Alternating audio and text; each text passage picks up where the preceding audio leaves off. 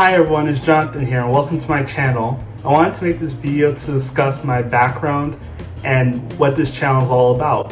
So I created this channel to discuss all things personal finance, money, and investing, and to share my experiences with you guys. In this video, I'll share my financial journey on how I built a six-figure network by the age of 23.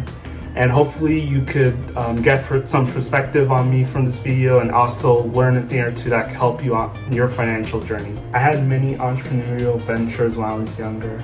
I remember one of them was that I would go to garage sales and buy items under value and then go onto eBay and resell them for a higher price. Well, another thing I did when I was in school is that our school used to sell us these little 12-ounce bottles of Gatorade. And I realized that if I go to Costco, I could buy a 16-pack of the 20-ounce bottles of Gatorade, and I would sell them to students at the same price. When it came to the classroom, I wasn't necessarily the best student. I got decent grades, at least enough to get me into college, but I wasn't like an A+ student or anything like that.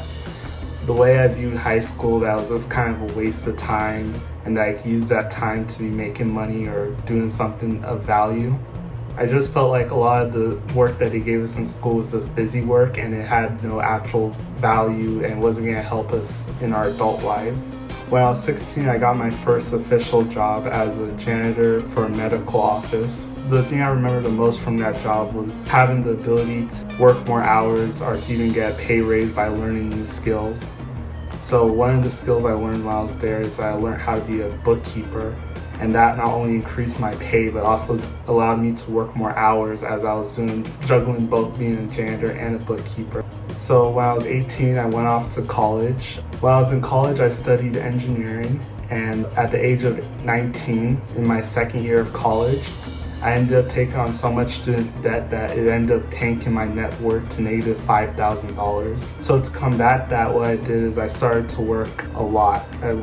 Most of college, I had at least 2 jobs, and I figured out how to save anywhere from 50 to 75% of my income. When I was in college, I didn't know anything about investing. I thought that investing was for people who had money, and in college I was very scared of losing all the money that I've worked so hard for.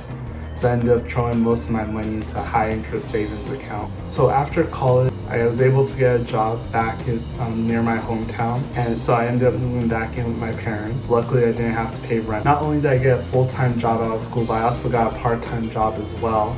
And I figured out how to live only off my part-time job income, and I saved my entire income that I was making as an engineer. And at the same time, I was also simultaneously learning about investing in stocks and real estate. So I would spend hours online watching YouTube videos and look up articles and IRS rules and whatnot, talking about taxation and investing and retirement accounts and whatnot.